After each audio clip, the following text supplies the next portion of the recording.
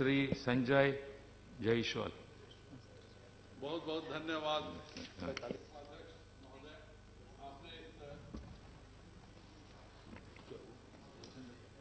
नहीं वर्क कर आपने इस महत्वपूर्ण विषय पे मुझे बोलने का मौका दिया। मैं आज the central universities amendment bill 2014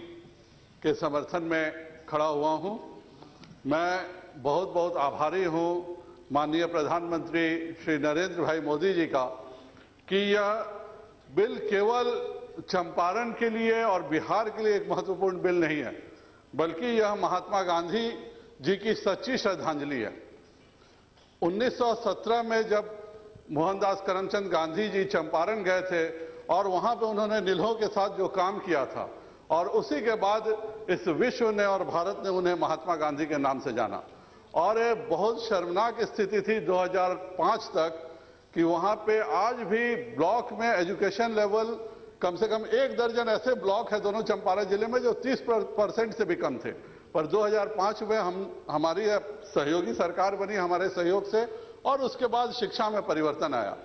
किंतु जब यह 12 यूनिवर्सिटी खुलने की बात हुई तो एक और अजीब व गरीब किस्सा हुआ, और उसमें सबसे ज्यादा योगदान था हमारे माननीय राधा मोहन सिंह जी का, माननीय सुशील मोदी जी का, जिन्होंने कहा कि यह यूनिवर्सिटी मोतिहारी में खुलनी चाहिए, और बिहार सरकार ने इसको रिकमेंड करके यहां भेज दिया। और उस समय की सरकार ने इसको रिजेक्ट कर दिया कि नहीं, हम मोतिहारी में तैयार नहीं है, और कारण यह दिया गया कि वहां पे कोई हवाई अड्डा नहीं है। क्या हवाई अड्डा शिक्षा का कोई आधार बनता है? और काफी माननीय राधा मोहन जी के नेतृत्व में हम सबों ने बहुत उसकी लड़ाई लड़ी, और उसमें चंपारण के बहुत सारे विधायक, खास करके प्रमोद कुमार जी, सचिंदर जी, रामचंद्र साहनी जी, अजय सिंह जी, कृष्णनंदन पासवान जी, और दिल्ली के पूर्वांचल समाज के लोगों ने दिल्ली में एक बहुत बड़ा धरना किया। और उसके बाद जाकर के माननीय तत्कालीन एचआरडी मिनिस्टर तैयार हुए, और तैयार भी आधे अधूरे से हुए। एक हमारे यहाँ कहावत है जिसको मैं पूरा तो नहीं पढ़ना चाहूंगा, पर दूसरा लाइन यह है कि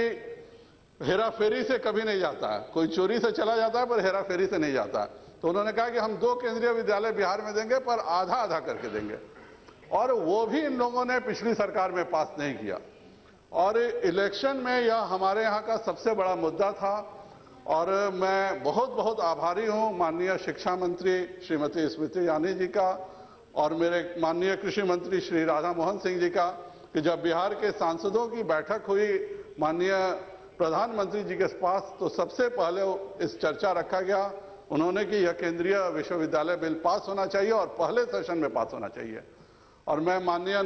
नरेंद्र भाई मोदी जी का आभारी हूं कि वो तैयार हुए, पिछले सदन में यह बिल आया, उसके बाद स्टैंडिंग काउंसिल में गया, और आज जो पिछली सरकार कहती थी कि हम आधे पैसे देंगे, उसके बदले 2 यूनिवर्सिटी खोलने का निर्णय लिया गया है, जो चंपारण की जनता के लिए एक बहुत बड़ा सहयोग के रूप में है, क्योंकि हम शैक्षिक रूप से बहुत पिछड़ा जिला है, और आज भी 100 वर्षों गांधी जी के 100 वर्षों के बाद भी हम वो तरक्की नहीं कर पाए हैं जो कि हमें करना चाहिए था। इस बिल से हमारे जिले को न केवल केंद्रीय विश्वविद्यालय मिल रहा है, बल्कि उसके साथ आज तक हमारे यहाँ कोई हायर एजुकेशन की संस्था नहीं थी, कॉलेज लेवल तक ही थी, उसका भी एक निर्माण हो रहा है। और इससे पश्चिम चंपारण और पूर्वी चंपारण जिला दोनों बहुत आगे बढ़ेगा। मेरा एक और अनुरोध रहेगा माननीय मंत्री जी से और माननीय संसदीय कार्य मंत्री जो स्किल डेवलपमेंट के भी मिनिस्टर हैं, कि महात्मा गांधी और पूजनीय बा ने हमारे यहाँ लगभग 56 बुनियादी विद्यालय खोले, जहां पे बच्चों को बा ने खुद पढ़ाया, कस्तूरबा जी ने, महात्मा गांधी ने खुद बच्चों को पढ़ाया, और वो ऐसे विद्यालय थे जिनमें तकनीकी शिक्षा भी साथ रखी। जो सोच आज माननीय नरेंद्र भाई मोदी जी का है, वह 100 वर्ष पहले मोहनदास करमचंद गांधी जी की वह सोच थी जब वो चंपारण गए थे। और वहां पे वैसे 56 से ज्यादा बुनियादी विद्यालय हैं, जिन सबों की सारी जिम्मेवारी केंद्र सरकार के अधीन में है, और वहां पे उसका डेवलपमेंट करना। और एक एक जमीन में महात्मा गांधी जी के अनुरोध पे उस समय दानकर्ताओं ने 15 एकड़ 20-20 एकड़ जमीन एक एक बुनियादी विद्यालय में दी है। तो मेरा यह भी अनुरोध रहेगा कि उन सभी विद्यालयों को केंद्रीय विश्वविद्यालय के साथ शामिल किया जाए और जो नरेंद्र भाई मोदी जी का सपना है स्किल इंडिया का, और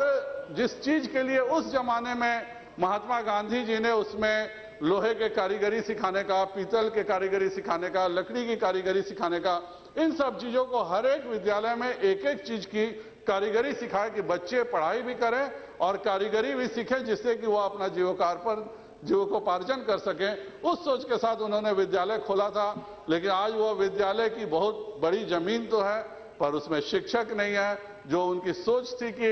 इसमें कारीगरी भी सिखाई जाए जिससे कि लोगों को, बच्चों को अपने कमाने का साधन हो सके, वह शिक्षा धीरे धीरे बंद हो गई। इसलिए मेरा माननीय केंद्रीय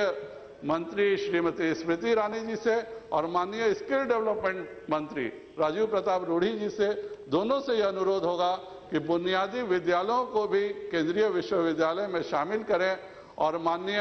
राधा मोहन सिंह जी के प्रयास से जो यह दूसरे सेशन में यह बिल पास हो रहा है, उसके लिए चंपारण की जनता माननीय कृषि मंत्री राधा मोहन सिंह जी की भी ताउम्र आभारी रहेगी। इसके साथ मैं इस बिल का पूरा समर्थन करते हुए यह अनुरोध करता हूं कि इस सेंट्रल विश्वविद्यालय को अगले सत्र से ही चालू किया जाए, जिससे कि पढ़ाई शुरू हो सके। और जमीन तो वहां पे तैयार है, और 2017 में जब महात्मा गांधी के 100 वर्ष पूरे होंगे, उस समय माननीय प्रधानमंत्री श्री नरेंद्र भाई मोदी, माननीय मंत्री श्रीमती स्मृति ईरानी और माननीय मंत्री श्री राधा मोहन सिंह जी पूरी की पूरी व्यवस्था के साथ उस केंद्रीय विश्वविद्यालय का उद्घाटन करें, जिससे कि सही मायने में महात्मा गांधी को सच्ची श्रद्धांजलि दी जा सके। मैं इन्हीं शब्दों के साथ इस केंद्रीय विश्वविद्यालय अमेंडमेंट बिल 2014 का पूर्ण समर्थन करता हूं। श्री